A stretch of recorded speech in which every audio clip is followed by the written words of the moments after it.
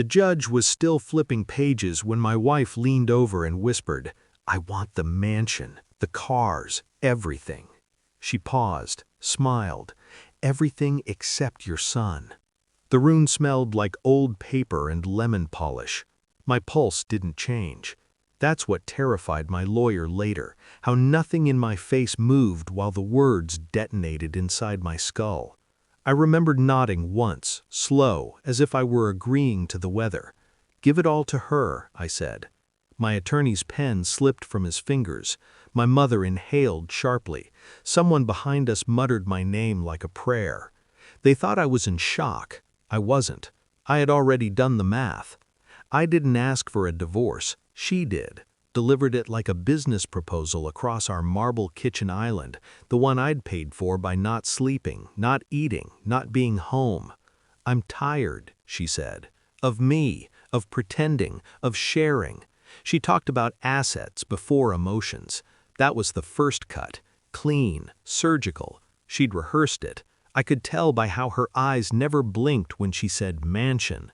What she didn't say sat heavier. The way her phone never left her hand, the new perfume she wore only on weekdays, the way my son had started asking why mommy's friend knew his favorite dinosaur.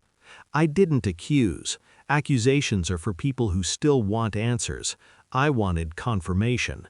At night, lying beside her, I listened to her breathing and cataloged lies like inventory.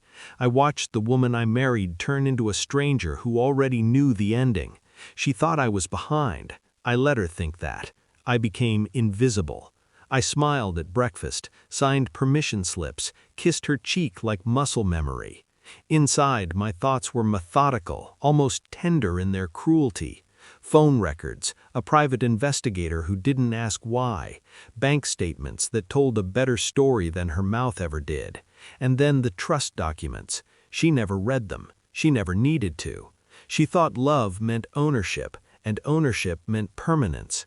She didn't know the mansion sat inside an LLC she couldn't touch without my signature. She didn't know the cars were leased through a company that died the moment I did. She didn't know the debts, carefully positioned, beautifully legal, were hers the second she took the pen. Most importantly, she didn't know the clause about custody. I kept my face neutral when the DNA results came back. Not because I was unsure, because certainty has a temperature, and mine was ice cold. He was my son. That mattered.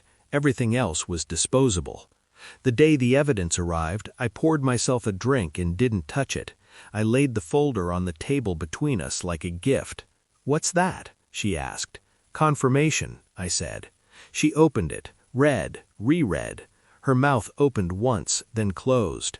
The color drained from her face in stages, like a slow eclipse. "I can explain." "I know," I said. "That's why you won't." Silence swallowed the room. Her hands trembled. Mine didn't. She cried, real tears. They slid down her face and disappeared into the blouse I bought her in Paris. I watched with clinical interest. This was grief, not remorse. When she reached for me, I leaned back. "Save it," I said softly. "You'll need the energy."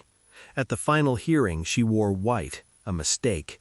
She smiled when I signed everything over. Too early, too wide. The judge nodded. The clerk stamped, "Final." Then her lawyer stopped breathing properly. He flipped pages faster, whispered, went pale in a way that had nothing to do with lighting. He looked at her like a man realizing he'd boarded the wrong plane mid-air. "What?" she hissed. He leaned in. "The properties are leveraged. The accounts are encumbered. The debt—" Her smile collapsed. I stood. "For the record," I said, calm as snowfall, "custody of my son remains with me, as agreed." She turned to me, eyes wild. "You said—" "I said you could have everything," I replied. "You just didn't ask what everything cost." The judge dismissed us. The room emptied. She stayed seated, staring at a future that now belonged to her alone. I walked past without looking back. I sleep well now. My house is smaller, quieter, honest. My son laughs more here. That's how I know I chose correctly. Sometimes I think about her, buried under assets that rot, haunted by a wind that poisoned itself. I feel nothing, no triumph, no pity, just clarity. I didn't lose my mind in that courtroom. I gave her exactly what she deserved and kept the only thing that was ever real.